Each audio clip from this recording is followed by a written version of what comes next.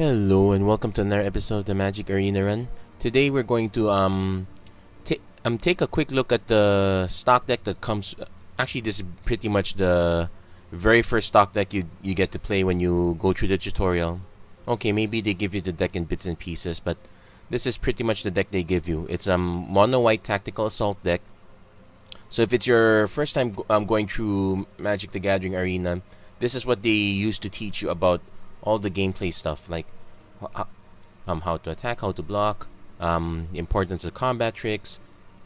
If you've I did a quick video on the tutorial, what it looked like, and it actually did teach you a lot of things.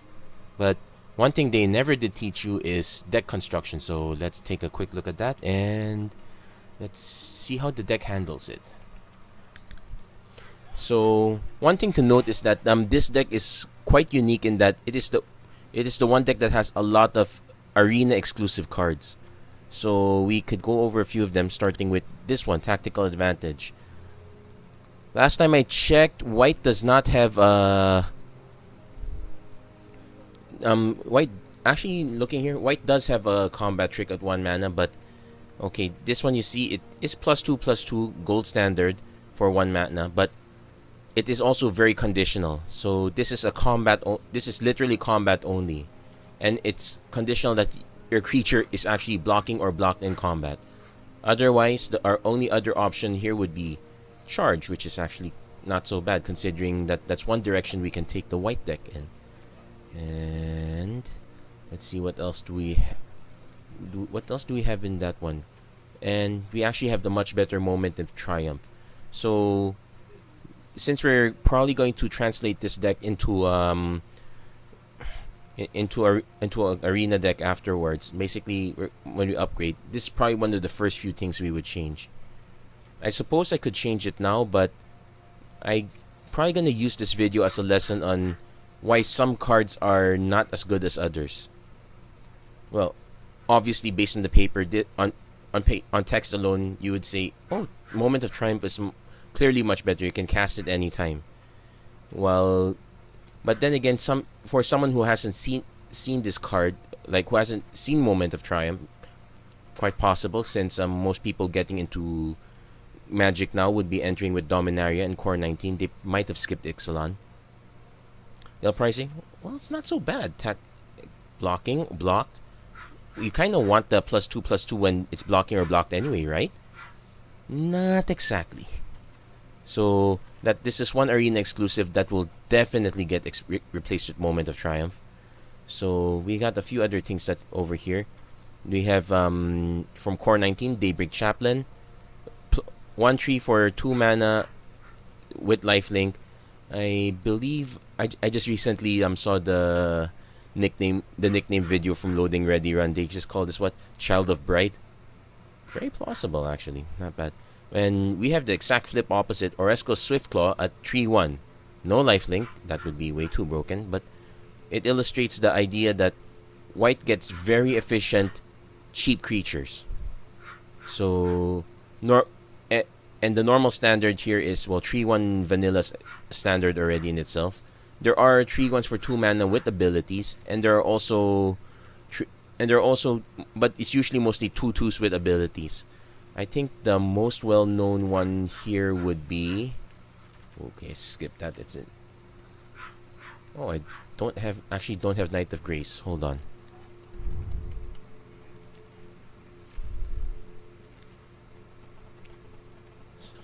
I didn't realize I didn't have that. Knight of Grace would be a very good example. 2/2 with first strike, and could potentially be a 3/2 for 2 mana. So this would be a very good standard. Even a common like Benalish Honor Guard, so 2/2 conditional 3/2. Those are generally the very good stats we kind of expect. So we got Silverbeak Griffin. Okay, here 2/2 flying for 2 mana. This used to be this one's in the welcome decks if I'm not mistaken, but this used to be something that you would expect to see in standard. How things change. We got Knight's Pledge, basic aura. So since most of our creatures are small, we kind of want to buff them. Knight's Pledge is a good idea at rate, but This does open us to card disadvantage, so keep that in mind. Take Vengeance. This is the Core 29 version of Seal Away, so this is yet another example of a very conditional removal spell. This used to be in black and it used to cost 3 mana or double black. The idea is as soon as it's tapped, you can destroy it quite easily, but this was not very good, not even at the rate it is now. Basically, so let's take a look at Seal Away, for example. Well, first we turn off the Knights. So quick look at... Oh, I have a full playset already.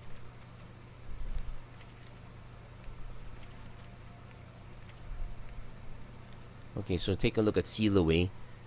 Now, Take Vengeance, you can only cast this during your turn when it's... And so this pretty much means an opponent attack or used an ability, you probably already taken damage from it. Seal Away, it could still be during the combat step, so your opponent attacked, you haven't taken damage yet, and you can kind of prevent it. So there is that difference. Albeit this one's a bit softer to enchantment removal, but that's normally a sideboard thing. So speaking of enchantment removal, we got Luminous Bonds, quite pretty decent at common.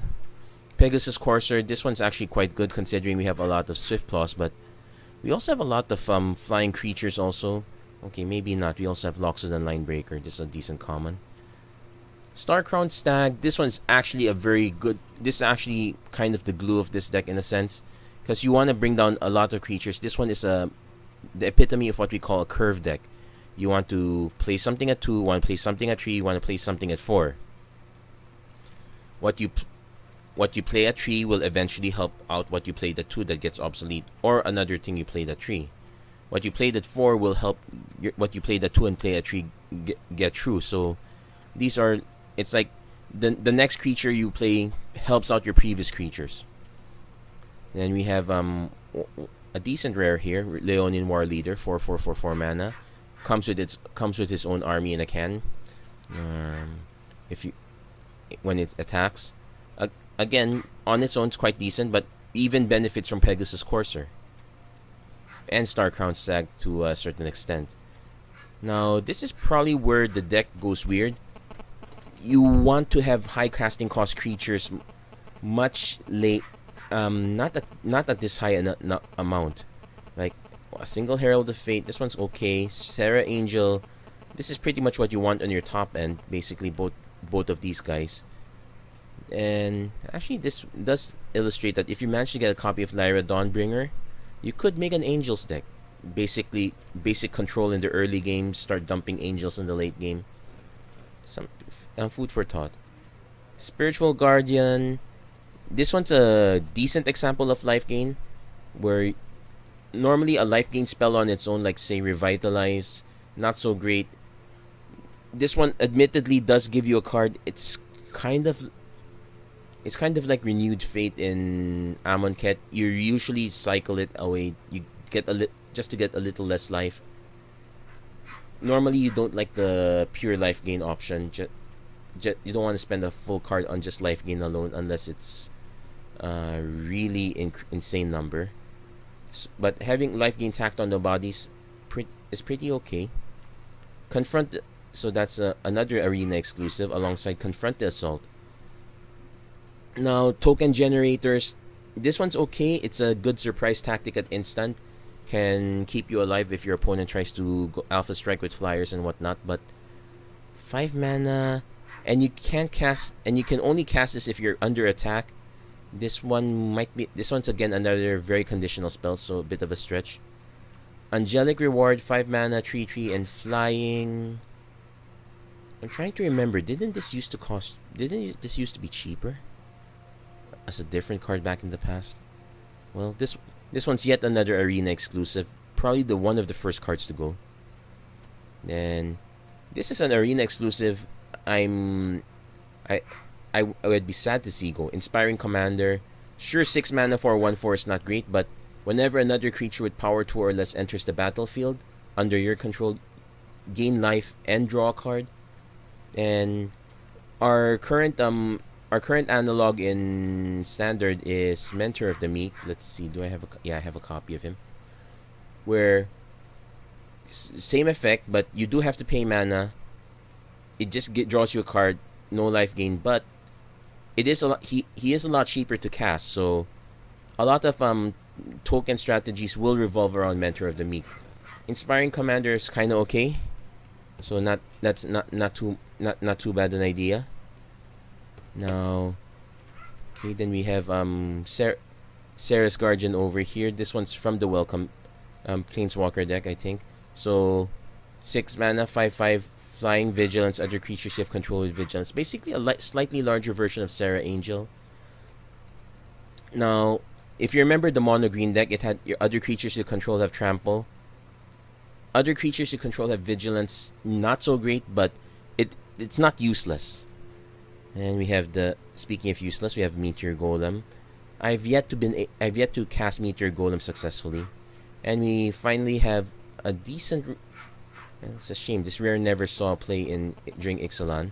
But we have Zetalpa Primal Dawn, 8 mana, kitchen sink creature, basically as many abilities as you can tack in. Flying, double strike, vigilance, trample, indestructible. Essentially, it's an 8/8. It's an 8/8 for 8 with flying and very hard to kill. And we have the standard 25 planes. Okay, so I'm going to take this quickly through Quick Constructed. If you look through the top, I already have a bunch of cards from Core 19. There are two. I'm seeing the default way to build this deck through, but looking at these angels and some of these big guys, I wonder if a control deck is possible. Well, most likely I'll run through I will run through the simple deck first. So we're gonna take this one quick run through Quick Constructed. Again, there are many things I could have changed.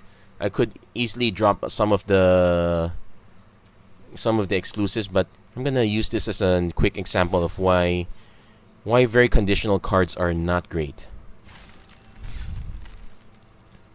So I'm gonna take this to Quick Constructed. Where is that? Where's that? Okay, Tactical Assault right over here. So let's go for a quick play then.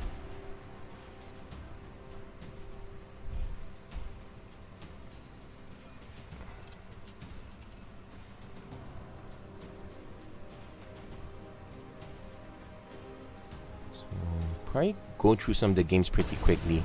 I'm actually going to have to leave a little bit soon, so I might just pause the I might just pause the video and pause XSplit and just then return to it when I get back. So hopefully the games here are quick. If I keep drawing hands like this, the games are going to be really quick. And again, this is another issue. You saw a lot of 5-drops and higher, and here we have a handful of 5-drops. Definitely not going to keep. This one is slightly worse, but we do have a few options. I'm more willing to keep this one. Honestly, I probably should mulligan one more time, but I'll keep it for now just to see. Okay, so we got one land, but that's not great in itself. And our opponent is mono red aggro, so we're going to fold quite quickly, but well, at least we can take vengeance on the Soulscar Mage. Let's see what our opponent has. Ooh, okay, this one is not quite constructed one yet. So I'm gonna take vengeance first, because the Soulscar Mage is gonna be annoying in the long run. So I'm gonna probably play Silverbeak Griffin, try to stack enchantments on it, well, or something like that.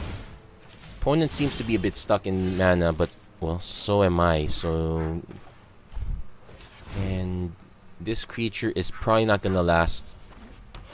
Yep, see, he's looking at his hand. He's looking for the nearest lightning strike. Oh, a Braid counts too. So I really need one more mana to get Starcrown Stag. Okay, so this actually, well, this is, we could say this is a slightly more budget version. So, okay, our opponent's gonna probably empty his hand. We've killed. Well, I didn't mean it literally, but yeah, he did empty his hand. So we're getting stuck on mana. So all these good cards, good in quotation marks, they are getting stuck here. Now, if our opponent doesn't decide to hit Pegasus Courser, we might get away with putting a Knight's Pledge to keep it alive. So far, so good. And Crop Crasher.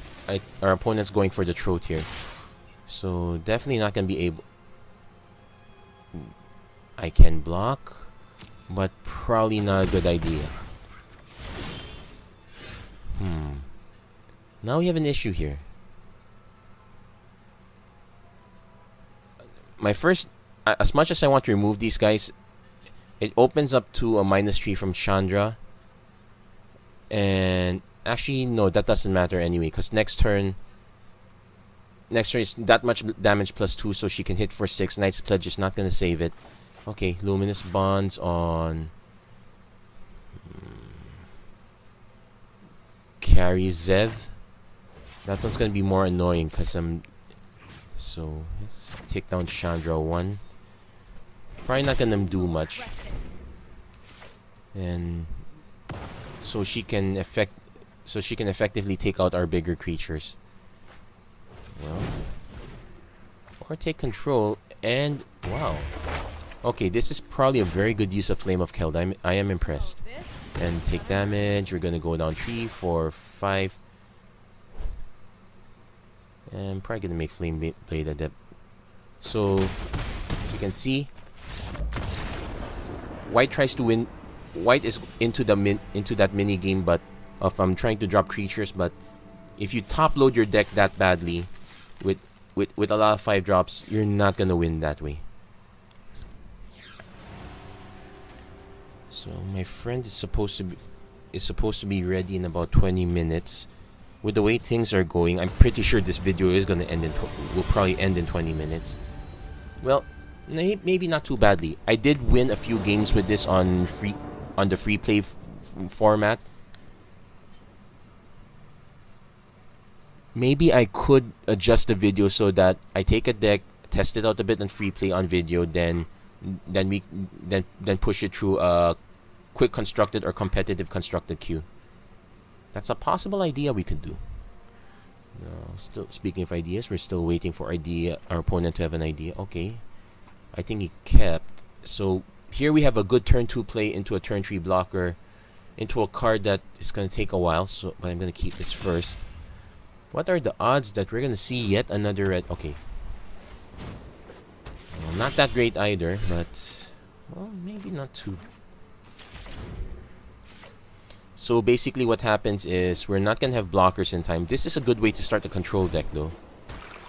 In fact, we can assume our opponent is a life gain.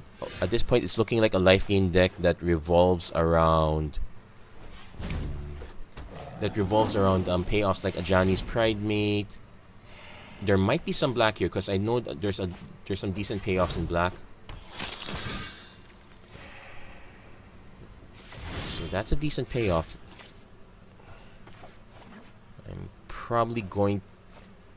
I do need to start hitting, so I'm going to have to Luminous Bonds that creature. Now note our opponent is slightly stuck on mana, not that it matters. Okay, he might be unstuck on mana. So I'm still gonna swing anyway.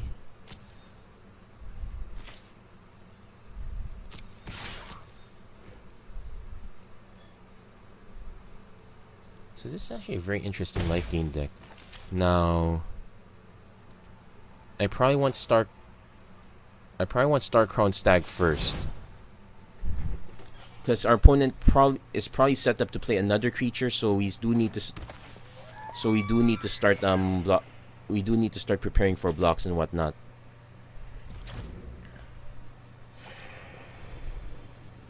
So it's taking us a bit of a while to catch up to the.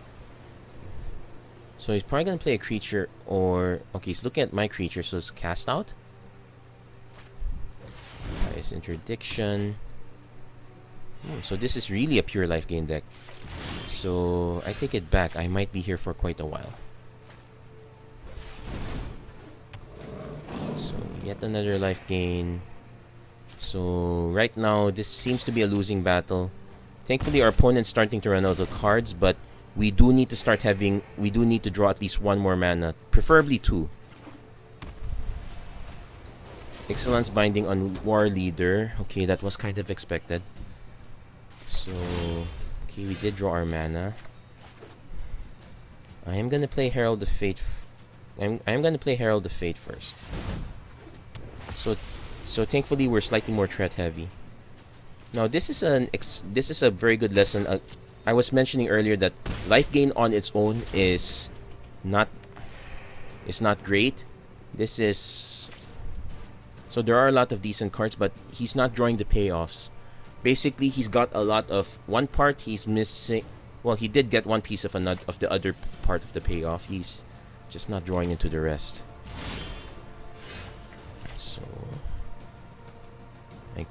I'm gonna go a little greedy. Angelic Reward on the Swift Claw. Probably gonna eat the cast out.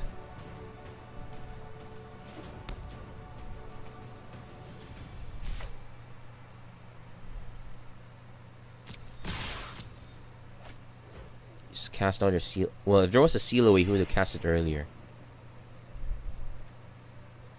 Does our opponent gain life whenever we attack?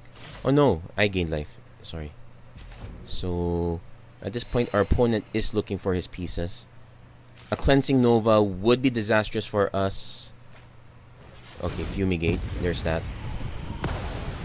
But we kind of had to play into it. There's no out for that. And we do have a Ceres Guardian. But now we're the one who's short on creatures.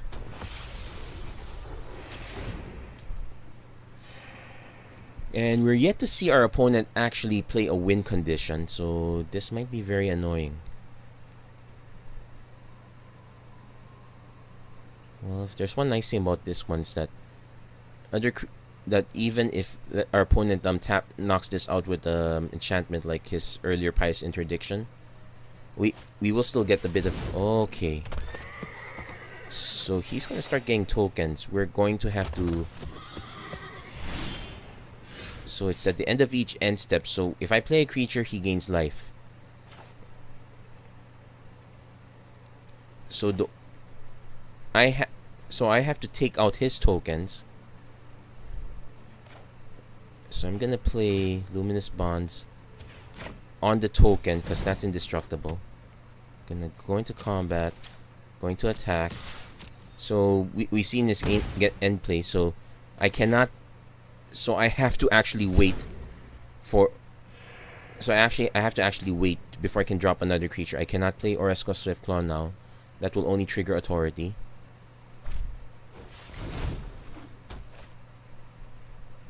So he will gain life.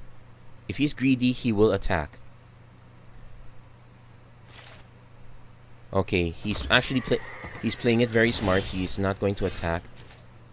So that's going to be a real big problem. So we're definitely going to lose this game unless he attacks, but our opponent has thought this true. So yeah, let's just end the turn here. No reason to attack. The irony is that I want to play something, it just triggers the Sunmare. I want him to attack, but because all my mana is open, he's simply not going to attack.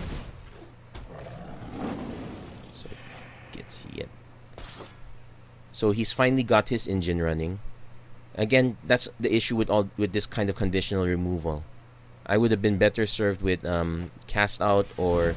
Okay, so, he's assembled all the king's horses.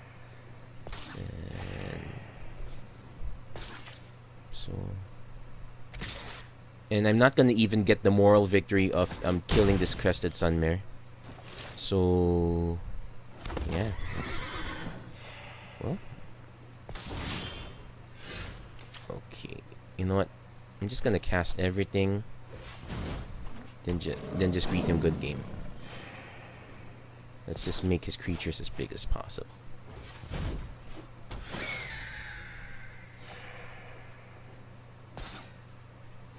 I'm just basically emptying my hand out.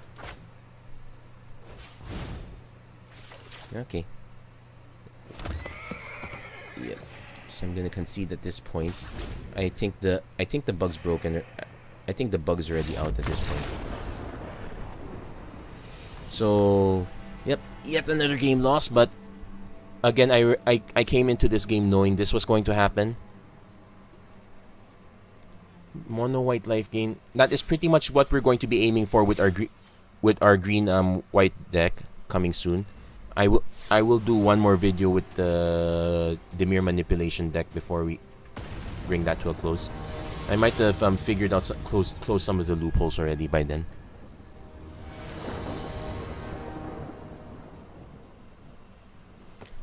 So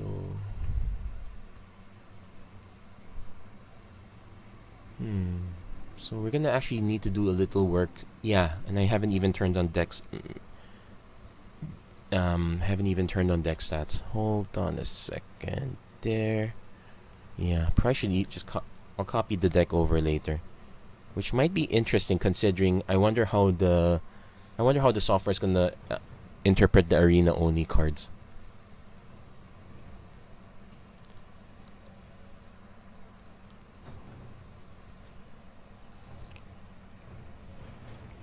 But I do appreciate the second game. It does tell us that control life gain deck is very possible. And if you see a lot of the cards, a lot of them are rotation safe. Okay, so our opponent mulligan. This is definitely the hand we want to keep. Albeit we could use a spell, but I'm not complaining. 2-drop into 3-drop of our choice into a 4-drop.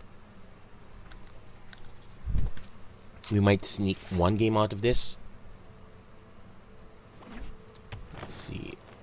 Opponent's probably opening into Llanowar Elves, so he's already ahead of the curve. Yet, well, Meteor Golem by itself is quite good, but it's not the kind of card that you just shoehorn into any deck. Sure, it destroys any non-land permanent. No, you have to put them in a deck where 7 mana is not a real cost. Like for example, in a lot of the red decks I play, I try to fit in Fight with Fire. I don't expect to play Kicker all the time, but I play it in decks where I'm not unhappy to just pay 3 mana to deal 5 damage. And sometimes on the off chance, it's a double Lava Axe. So, considering Llanowar Elves is on the ground, next card's definitely gonna be Pegasus Courser. Then again, I am concerned our opponent's gonna have a Gigantosaurus soon. In fact, ooh, that's nice. So we're actually fighting the mono green deck. So we'd have to play a threat first, so he's not gonna rabbit bite his way out of this. We did draw 4th land, so we do have Starcrowned Stag. Okay, am I willing to trade? Yes, I am. And we actually draw into more mana. So combat, attack all. Let's see if our opponent goes for the trade. He doesn't go for the trade. I'm still gonna play the Stag anyway. So this is gonna be the game of, yeah, if I remember correctly, this one's in the mono green deck. Opponent might be stumbling on mana,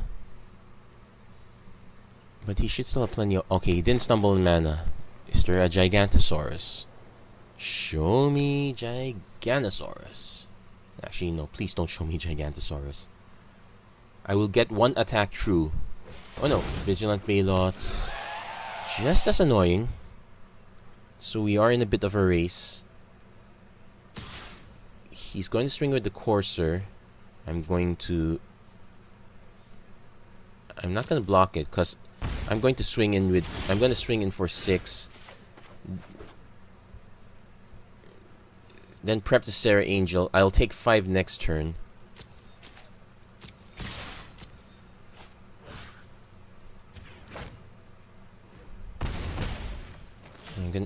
I'm gonna play the Serra Angel. Hopefully our opponent doesn't have a Plummet.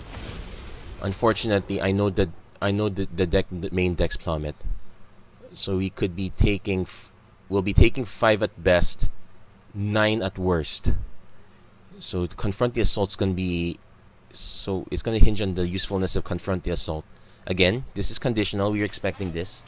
Opponent did not. Okay. So actually, we do have a mini combo here. So gonna go into combat. I'm gonna swing with the entire team as expected. We don't need to defy expectations. So it's gonna tap the Baylot. He's probably gonna chump Courser on the Star Crown stack. That's the one thing that keeps blocking him off. I'll be able to take Vengeance and play a Pegasus Courser so the Line Breaker can get through next turn. Titanic Growth. Okay. Yeah, so he's gonna block that. He's gonna trade with this one. So we traded for a combat trick. That's okay, I guess. Does he have another combat trick? I actually hope he does. Ooh, nice. Okay, I'm gonna gripe a little bit. Why do our opponents get to use these spells better than I can? Oh well, can't complain about everything. So 2 more mana, we can get Meteor Golem. We'll probably just have to try to win in the air, although... Okay, so far so good. No plummet yet. So far so good. So far very good. So I'm going to attack with all. As you can see, at this stage, our Meteor Golem's going to get stranded. Zetalpa is going to get stranded. This Rejuvenator, he's trying... Well, he's only going to get the land out of this, so... If he doesn't have an... I'm pretty sure there's an answer somewhere.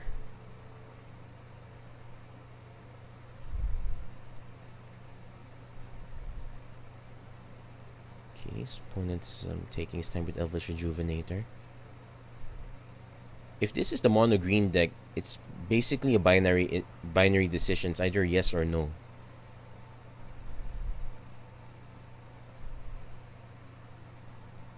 So I'm wondering what our opponent's doing here.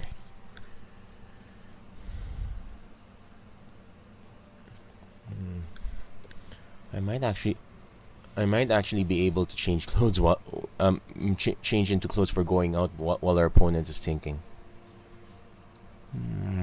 This is probably the one. As much as I like the graphical interface of a bard that runs out, similar, maybe hard numbers might be better. I don't know, just something to think about. I'm going to be really annoyed if our opponent is just timing out of spite. One of the great things of Magic the Gathering Arena is you get to pop in, you get to play a game, and you get to leave whenever you have to. You're not as tied down as Magic the Gathering Online. Well, that one is because Magic the Gathering Online is being very faithful to the game, so every passing of priority has to be respected. Sure, you could skip a lot, just press F6 and whatnot, but the construction of that game is it respects every priority pass. Here, it respects every priority pass. It respects every tapping of mana and whatnot. Magic the Gathering Arena still respects the priority pass, but if on elements where you're willing to take shortcuts like auto casting, it's willing to make the shortcut for you. You do lose out on some elements of bluffing, like, oh, I'm gonna hold up this mana and pretend I have a combat trick that I don't really have. You're going to have to remember to press Control, like that. Press Control to fake that if ever.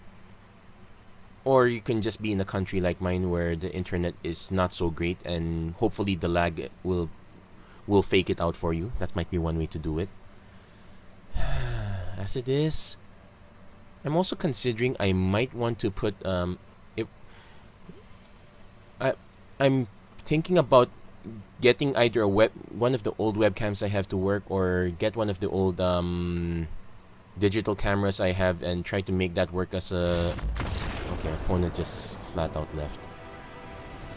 I was thinking, yeah, I'm going to want to set up a camera system like that. Block out the name of the opponent, so that if someone does something like that,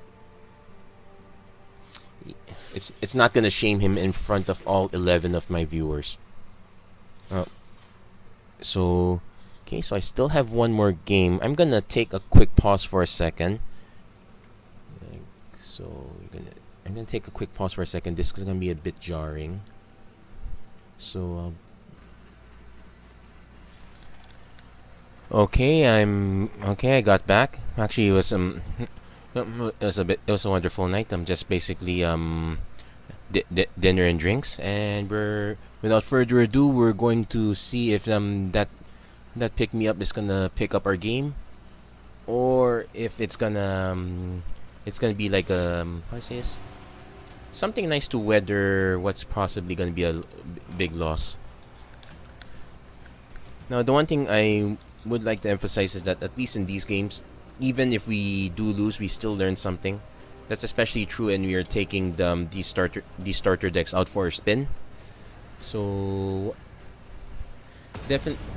I was definitely thinking a little bit on the way back home about how the life gain deck is gonna work, especially post rotation.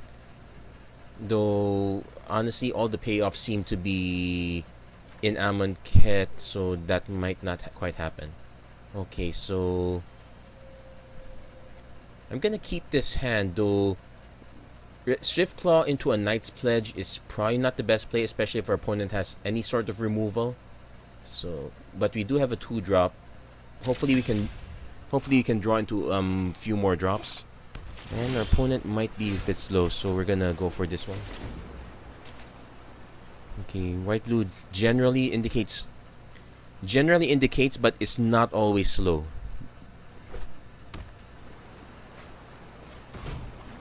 And this is an interesting flavor, so probably not gonna be slow.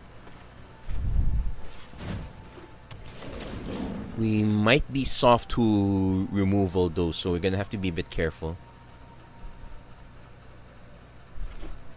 If our opponent has his own... I will expect our opponent to have his own auras. Maybe something's... Well, definitely there are better things than Knight's Pledge. Okay, Siren Storm Tamer.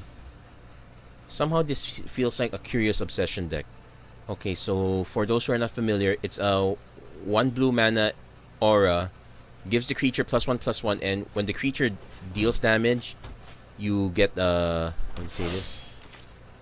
When the creature deals damage, you get to draw a card. The only catch is you lose the enchantment the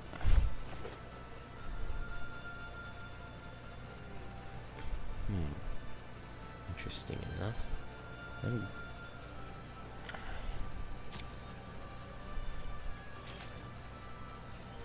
going to just attack with the Swift Claw. Although in hindsight,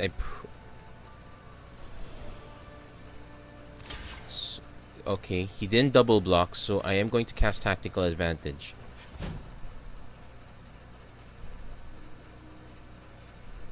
Okay, he has a bounce spell, I suppose. Okay, so that was okay. That was still enough. So that was a weird combat trick. So let's not put that to waste. Let's just kill the Slither Blade now. So it seems like our opponent has a slightly more aggressive, because that is the other direction you could take white blue. Generally, it would be a lot of flyers. So the Siren Storm Tamer was what I expected. The other creatures, not so much. Actually, Slitherblade was kind of expected also. Not a flyer, but can't be blocked is a lot better than that. Anyway, let's continue on. I'm actually wondering why our opponent conceded that one. Could be a reflection of what he had in hand. Though throwing away the cartouche, the Stormcaller, and the dive down.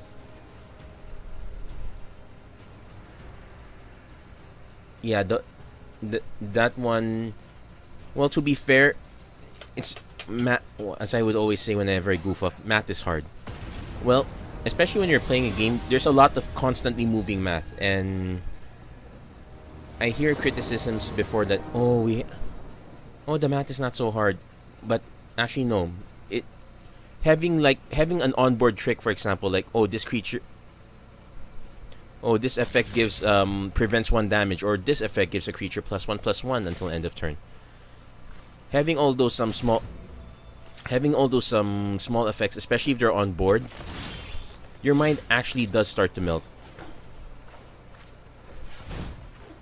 So I didn't talk much about the hand because we had the 2-drop into a 3-drop. That was pretty much all we could ask for. Torn Lieutenant. I'm gonna attack anyway. If he gives me the opportunity to... Okay, he didn't give the opportunities, but I'm gonna drop Line Breaker anyway. So, whether a person is likely to block or not, it really depends. So, we're not gonna block that one. So, we're pretty much racing at this point. Yeah, because we don't have enough.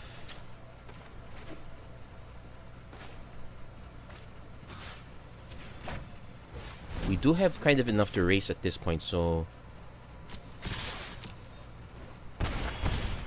Okay, so we're now a bit off to the races, I suppose.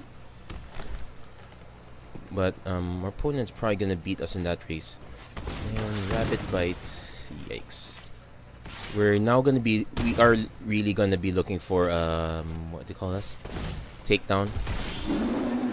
Okay. This is probably where we lose.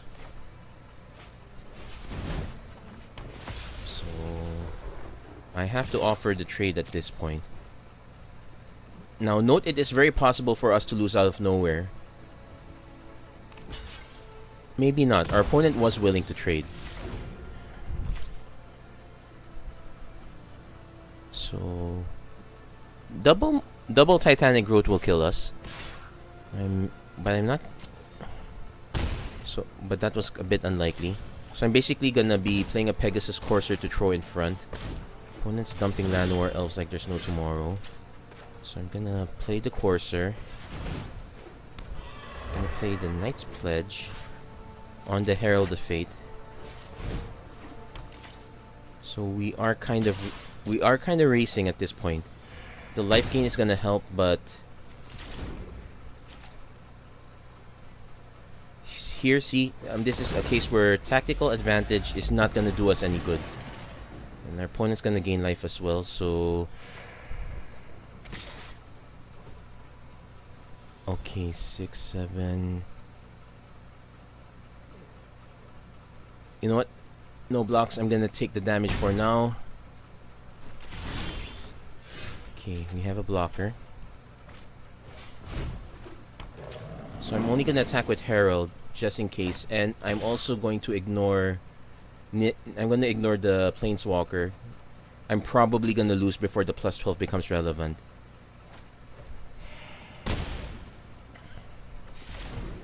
So interestingly enough, we have tactical advantage that, as you can see, this is pretty much a dead card. Our opponent is not likely to block us on top. We're not able to kill Torn Lieutenant when you block on the bottom. My best bet was to use this as a way to buff extra damage. So yeah, we'll just throw away the Swiftclaw.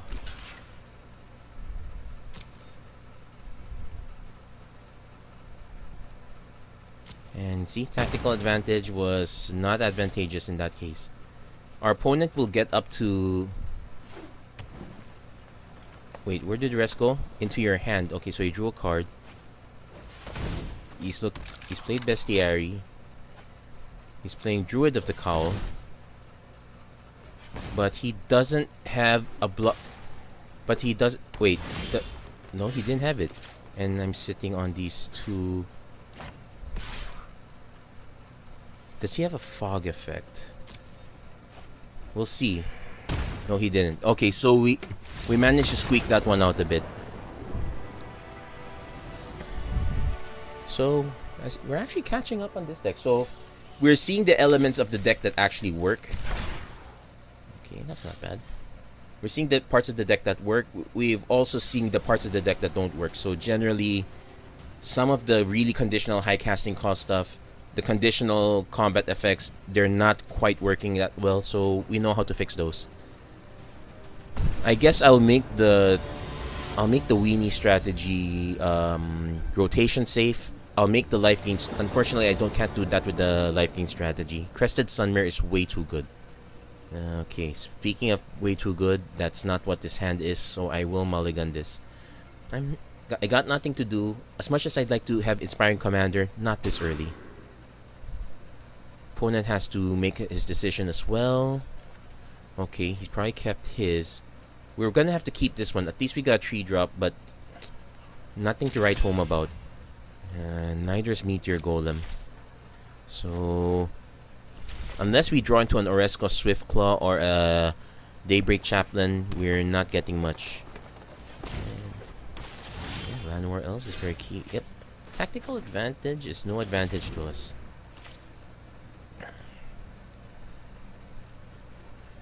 So we also have to consider some of the removal suites we have. Pretty much right now it's Seal Away Excellence Binding if we're going rotation safe. The deck is mono white, so there is no reason to play Hieromancer's Cage. I definitely cast out, but that's not rotation safe, so this is what it is. So I'll play the Line Breaker. I'm gonna expect it to be outclassed by something big, but I do have an answer to it, thank goodness. Come on. Gigantomancer? Wait, Gigantosaurus? Gigantomancer's a different card. I think it's a card from Rise of the Eldrazi. It was a very small creature that... Oh, no. Okay, that's so annoying. So, basically, I have a lock... I have to play the Courser. So this is a very good card that I'm going to have to worry about because I'm never going to be able to... If he plays, let's say, remember the Blanchwood Armor from the last game? He dumps one of those here, I'm pretty much in chump block mode the entire time. Okay, wait. All creatures able to block this turn do so, so... Okay. No good. But that was a very good use of Declare Dominance. 3, 4. In hindsight, well, there's nothing I could do. I basically needed an extra land. I would have been able to hit it with a tactical advantage. As it is, I'm kind of stranded right now, so... This is quite bad, but I'm just gonna hit one of the elves with the Luminous Bonds because it's...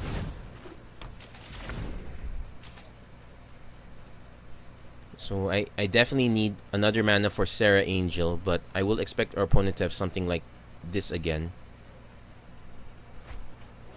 Tyrants of Wildwood. Okay, still manageable.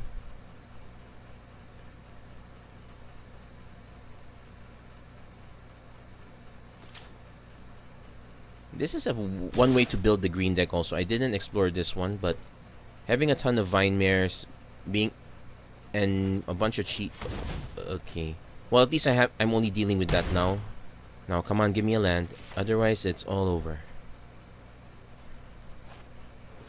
Llanowar Elves, because why not?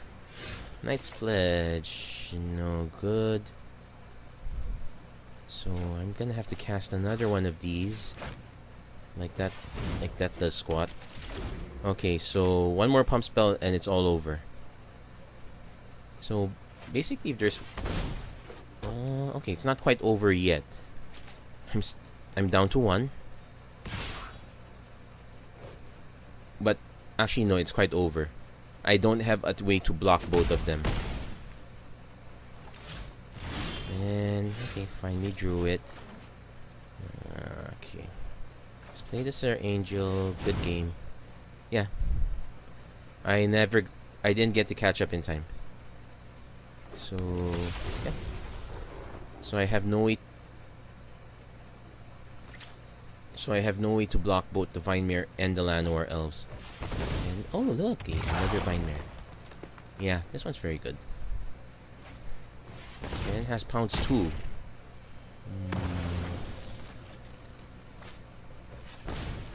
Oh, he actually managed to get the whole playset. Nice. Okay, so well that well actually it turned out a bit better. I was kind of worried that we're gonna lose a lot on the after the first two games, but we did learn a lot of things along the way. So let's claim our prizes. We didn't quite make our money back, but not too shabby per se. Maybe not the. Maybe not the cards we got, but okay. So without further ado, let us proceed to the deck building. So, okay, please stand by. I'm going to go check on Magic Deck Builder.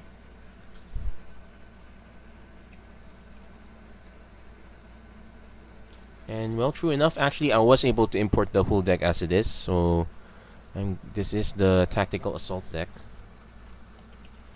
So first, if we're gonna make it tactical, we have to make everything cheap. So that we're gonna make this the version 2.0. I'll add the description later, and actually it seems like the deck stats does take into account the not legal because of a bunch of cards that are not in Arena. Well, good news is they're going the way of the dodos. So Angelic Reward goes. Spiritual Guardian. Actually, it's a portal card. That one goes. Tactical Advantage. Those go because those are bad.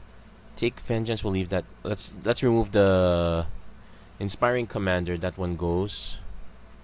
And there's another one. Confront the Assault. Yeah, that goes too. So we cut out a bunch of cards.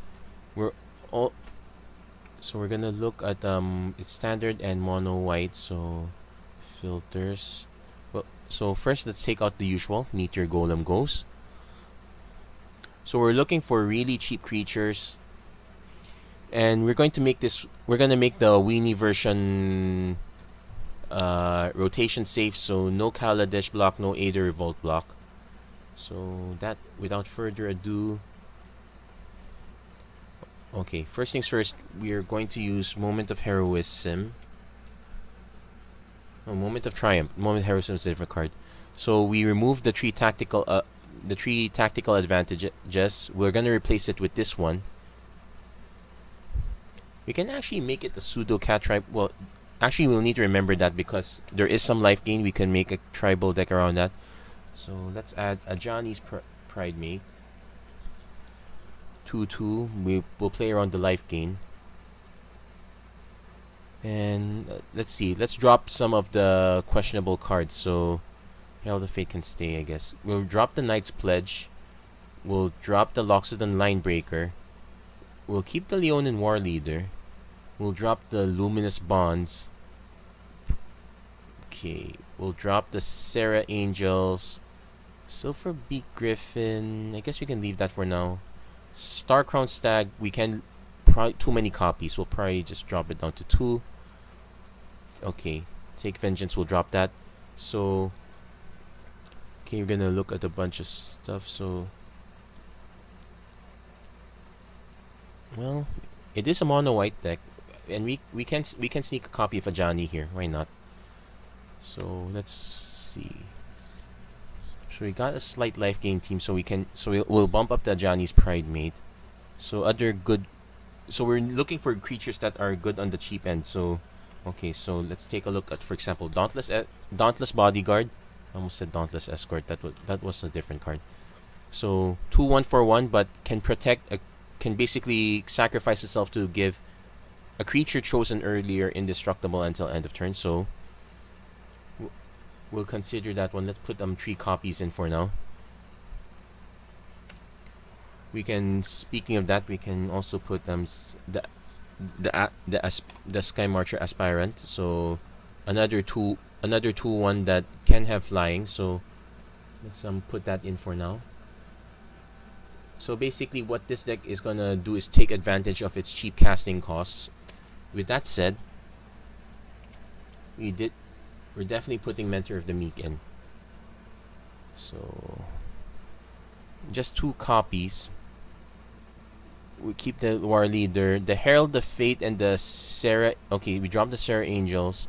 Let's see if we can drop the mana cost down to 4 maximum, just for the Ajani and okay, Starcrown Stag is probably okay.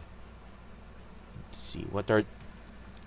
We could go for tokens. No, let's save that for the other deck. I was gonna say a token strategy, but that one's probably better in the other deck. Let's see, what else could we do here? We have Dauntless Bodyguard, Daybreak Chaplain. We need some. Okay, let's see. Pride of Conquerors. We put this before in the red-white deck. Suppose we can put it in this deck also. Probably just 2 copies of that. Ceres Guardian. This one's expensive, so is Zetalpa. Probably, I might actually just drop these 2 altogether.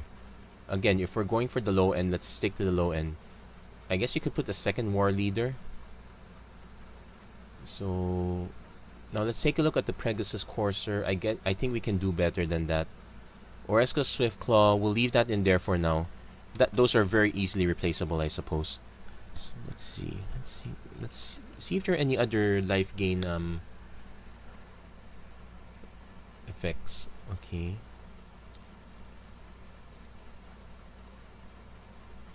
Oh yeah, we need to bump our removal up again. So Seal Away.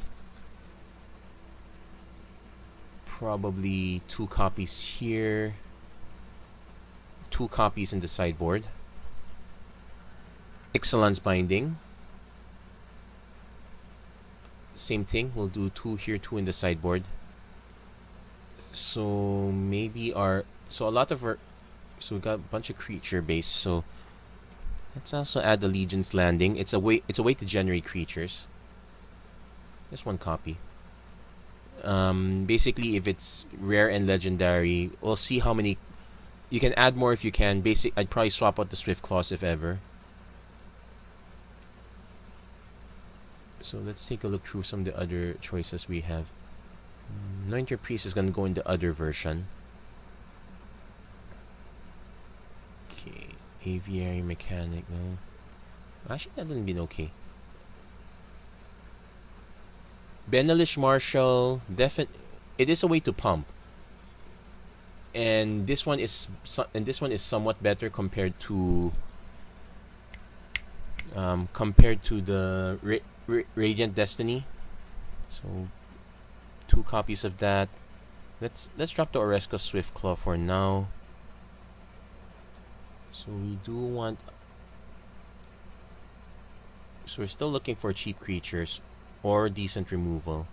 That is within the set, I suppose. Silver Peak Griffin. Yeah, we're just keeping these only because they're there. Danita Compassion. Aura and equipment spells you cast cost 1 less. One thing you can do, well, First Strike, Vigilance, Lifelink. A trick we can do is, if we could keep some of the aura effects. There are a few good ones, like on Sarah's Wings. Then basically run around that and play around it with Danita. That's one way to do it. Okay. Let's see what other choices we have.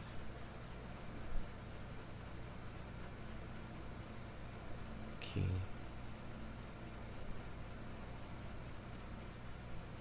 We saw Famish Paladin in the life gain deck earlier. That was one good way to do it. I probably put a few copies of. Nope, I forgot this one's. No, there is Cleansing Nova. We will put a few copies of that in the sideboard just in case. Because this is not exactly a repetitive token deck. This one's just some quick aggro.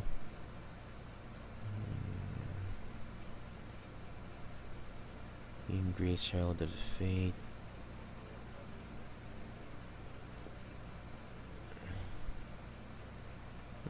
Snubhorde Sentry, not so quite. Imperial Lancer, no Ketra's name. It's about finding the really good ones. Knight of New Benalia is basically a Knight Team 3-1. Actually, you can make it a mono white knights deck. You just add as many of the knights as you can. You add History of Benalia. That one's a very expensive card to add here. You could add it if you want. I'm just not putting it in for now. Knight of Grace is a good option. And I might even put another 2 on the sideboard if the matchup is black. You can say no to 2-1-3-2. 2 to cast 3-2. First strike. Let's see.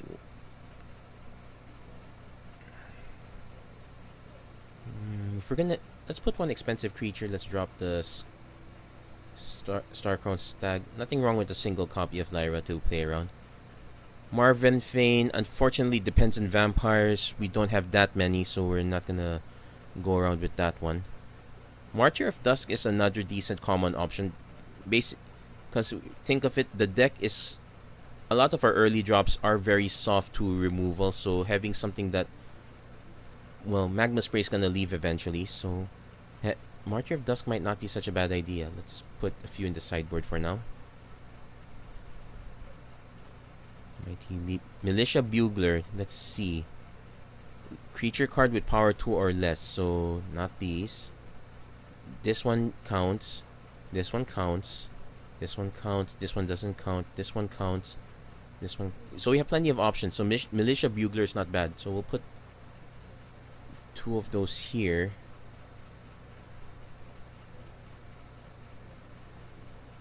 So our life gain is slightly incidental but not so great. So I'm just leaving the Pride Mate in for now, but we probably look for other options.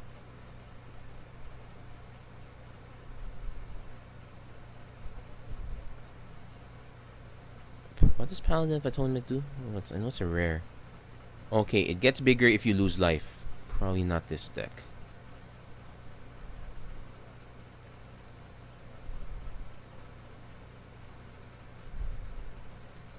Remorseful Cleric is a decent sideboard option.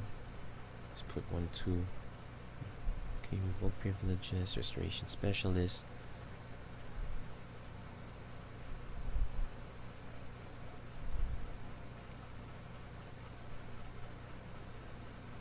Okay, so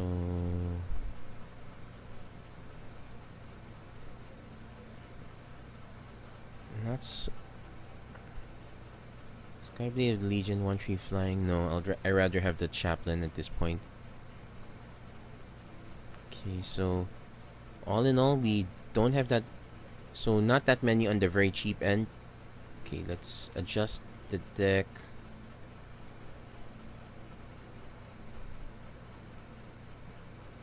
Okay, let's drop the Pride of. Let's remove the Pride of Conqueror's effect. No, I might rather just remove the Moment of Triumph. So, okay, you got Take Vengeance, but we're using Seal Away instead. Driving Ibex. Tokali Honor Guard. Another sideboard card. I guess it didn't really see much play. Tragic Poet, we can use this one with a Saga combination. Most of the time it's comboed with Triumph of Gerard. Trusty Companion, 3-2, can't attack alone. Not so, quite decent, not too bad. So, Unwavering Initiate is from Amonkhet, if I'm not mistaken. So it's the Viziers.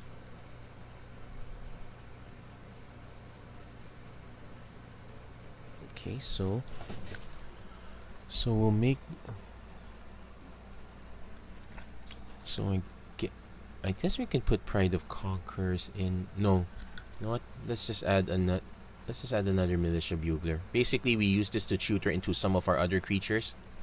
So this is what a White Weenie Shell would look like. We will make some adjustments to the land. So let's. As always, I tend to keep on putting Arch of Araska.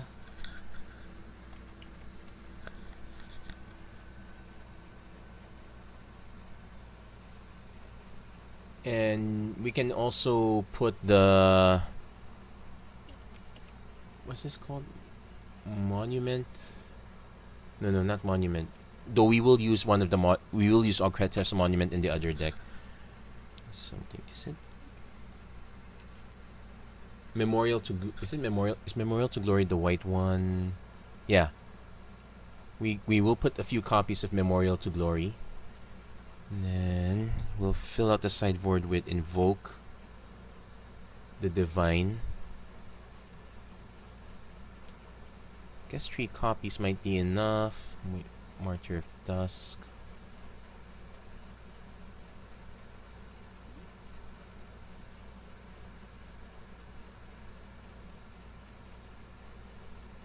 Probably another Remorseful Cleric if ever. So this is what a basic white weenie shell would look like.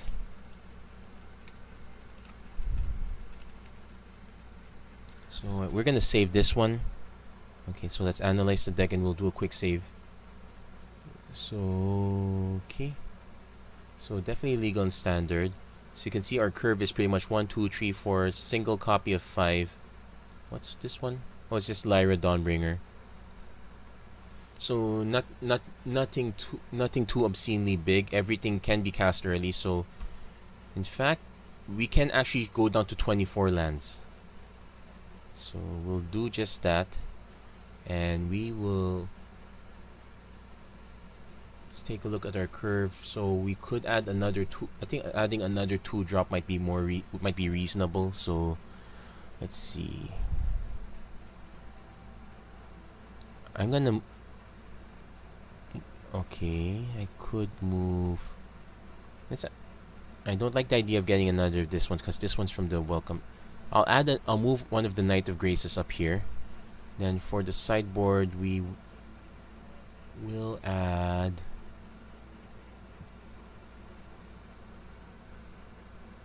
Trying to think of. Oh yeah, I meant to add Cleansing Nova. Okay, so put 2 copies of that. We'll remove. I guess we can remove the last Knight of Grace. It's kind of obvious. Actually, this feels really like a 4-off. So let's just make it a 4-off. Let's be realistic. So we'll probably drop a Moment of Triumph. And in this point, you can actually change the Moment of Triumph into. We could just change the Moment of Triumph into Pride of Conquerors, but here's the case of, well, we want to make Ajani's Pridemate big. We don't exactly have to make him obscenely big. So we're kind of playing around with the Daybreak Chaplain, playing around with the Vampire token, Moment of Triumph. So there is a little synergy, but not too much.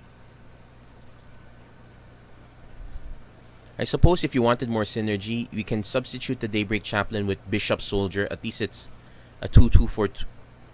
Maybe not. It makes him soft to even more removal. Remember, Shock is in Core 2019. So at least if you can force your opponent to spend 3 toughness removal spell, spend 2 mana instead of just 1, so much the better. Repeatable life gain would be nice, but I don't want to put Ajani's Welcome.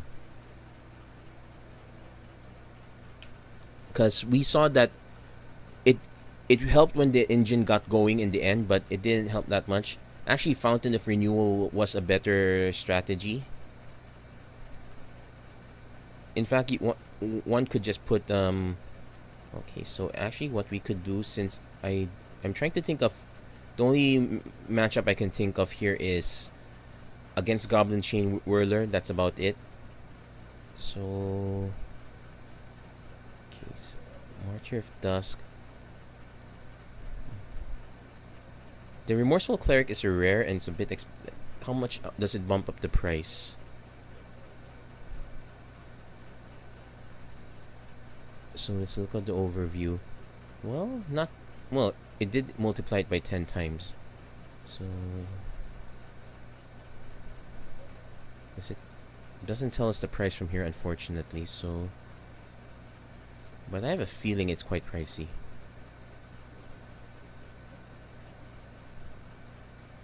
Okay, sideboard price is about $12. I have a feeling all of it's in Remorseful Cleric. So considering our, so I'm probably just gonna put some copies of Fountain of Renewal here instead. Again, it's kind of weird. Why am I downgrading it? But this one's just more like an experiment. See if this one's more realistic. I'd probably just make it 4 copies of Martyr of Dusk. So if our opponent is a lot faster, has more removal, like fatal pushes and whatnot, we can, and if we're on the play, we can go for the early, we can dump this guy in here. But what would we take out? The war leaders? Actually, no, that's the thing. We're probably not gonna put the Martyr of Dusk after all. So we could go Queen's Commission. Basically, cheap token generation. That's one way to go wide. But if we're gonna do the go wide, if we're gonna have a go wide strategy on the sideboard, we probably should have, well, the Cleansing Nova. I'm actually gonna drop the Cleansing Nova. We're probably never gonna play that against our own strategy, so we'll probably put in Pride of Conquerors there. So everything's a little bit cheaper now. So that's, and this one basically fills out. This is really all in on the White Weenie strategy. So gonna analyze this deck again. Not so many changes on the main board. So, but at least we're not too boned if we play first turn Memorial to Glory. So I'm gonna save this deck. Now we're gonna explore the life gain deck. Again, the life gain deck unfortunately is not rotation safe. So let's see. Let's make a new deck. And somebody actually liked it here, so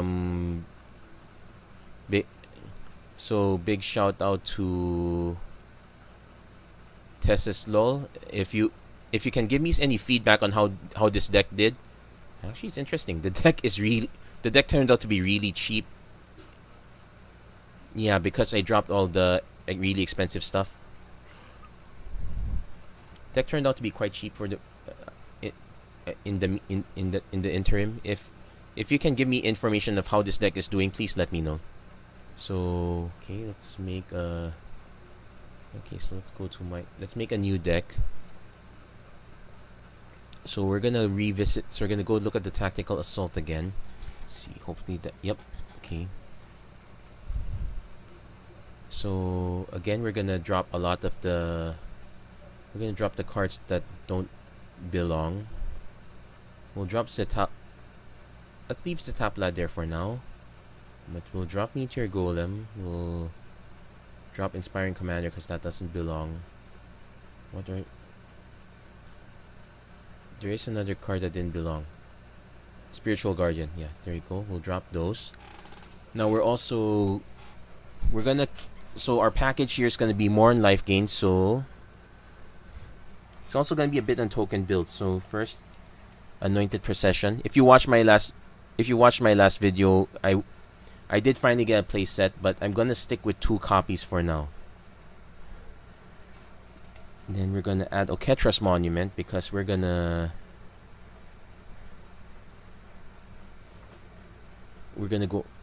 be trying to generate tokens with ours, and making creatures cheaper is not such a bad play also. So we're gonna put in Sacred Cats. That's actually just gonna give a sacrifice. And I probably should set the format to standard to make it easier. So Sacred Cats,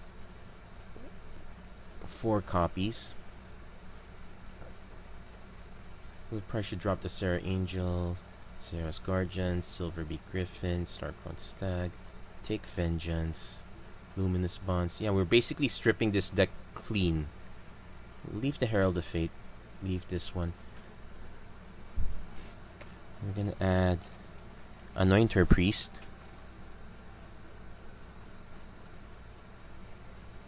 Another 4 copies. So we're taking advantage of the emblem mechanic. So So we generate stuff from adding tokens. So Legion's Landing, 1 copy. No, that.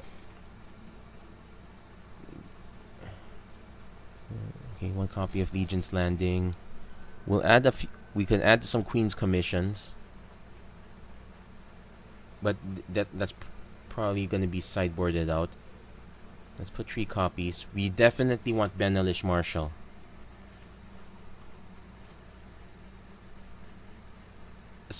It's not exactly life gain, but considering we're generating a lot of tokens, we definitely want to have the full set. So Daybreak Chaplain can go. We're gonna put Regal Caracal in. Essentially, this is actually also a shell for the. It says 2 copies. It's actually gonna be a shell for the green-white token deck also. It's gonna. There are more cats. Thank you, Core 2019.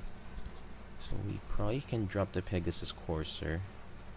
We can add another Leonin War Leader. We'll definitely add Lyra.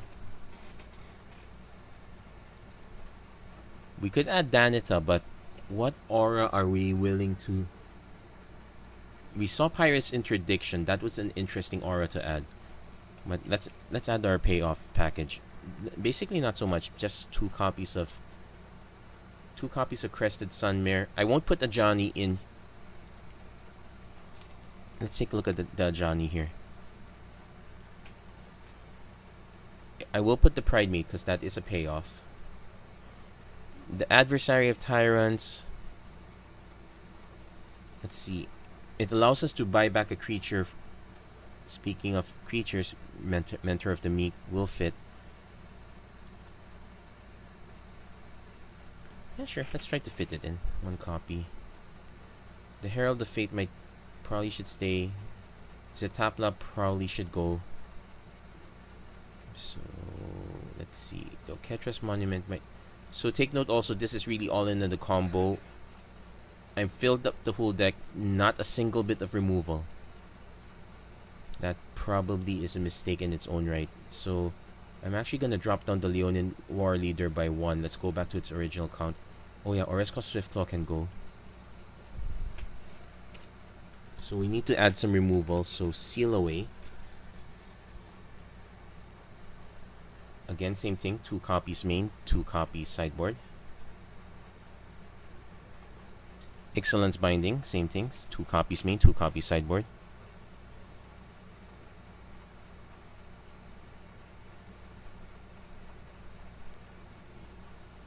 Now here, Cleansing Nova will work on the sideboard. The reason for that is a lot of our creatures we can rebuy thanks to Embalm, so that's one way around it. You can actually just play Fumigate here, to be honest. So I'm just gonna go down to 2 copies of this, 2 copies of Fumigate, because this is not rotation safe. I'm hoping there would be a payoff similar to Crested Sunmare in Guilds of Ravnica. Otherwise, just having Ajani's Pride Mate as the payoff is not gonna pay off. We could get the payoff in white-black, but not mono-white at this point.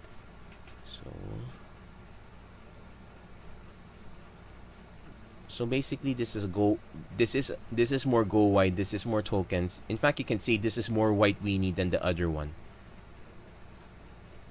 We'll check the cost near the end. So let's see what else I'm supposed to add. Oh yeah, because this is not rotation safe, cast out instead. So actually, I will drop the. So the cast outs go in the main. I want to fit a third one.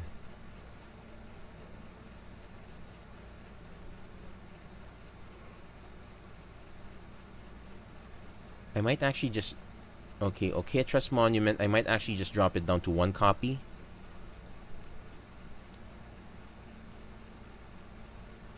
So there you go. So 1 cast out, cleansing, seal away. Okay, there you go. And add Forsake because at least that cycles.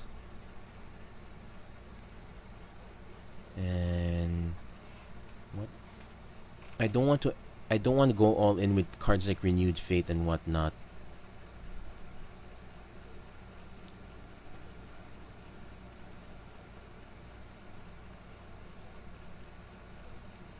Generally need. So this is not exactly a control deck. So, you know what? Let's just add one more Fumigate here. Basically, if we're expecting a... So we're actually quite decent against the control matchup. We can weather one... We can weather one board wipe, but not two. Oh yeah. Adorned Pouncer also counts. It's... Actually, you can do Adorned Pouncer. You can... There's also another guy with Eternalize, the Sunscorched Champion. That also gains life. That one is probably... That one's a decent fit on the... here, so we'll put that in this... Put him in the sideboard. He's also cheaper than Adorned Pouncer. Although I have that one, I'm more likely to just put that. So... Yeah, this is the... Tactical Assault version 2.0 life gain token. This is not rotation safe, but oh yeah, I forgot to fix the land. I'll fix the lands a bit. This one will probably keep at 25 lands. Let's see, yeah, because our trees and our forests a bit heavier, we'll keep this at 25 lands. So, but the usual stuff: Arch of Araska. And actually, we have other options. So let's put. So basically, the Arch of Araska is an option.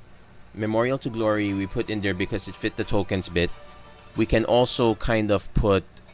We can actually use some of the deserts, although I don't like them coming into play tapped. Shefet Dunes might count as well. No, let's just keep it simple. Memorial to Glory. There we go. And this one will stay at 25 lands just because of the mix. Memorial go. There you go. So this is pretty. So this is it for the. So this is how we would build the deck. You can see the deck list as on the up on the links, and so that is it for this episode. If you like what you see, please don't forget to like and don't forget to like and subscribe. Next episode we'll be taking yet another look at the blue-black deck, and I think we might do better. I've already played a few games, albeit on free constructed. Maybe it does better provided we don't run into control. So I made a few changes to shore up the control matchup a bit more. We'll see. Anyway, that's it for this episode. Thank you very much for watching. Hope to see you guys again next time. Bye bye.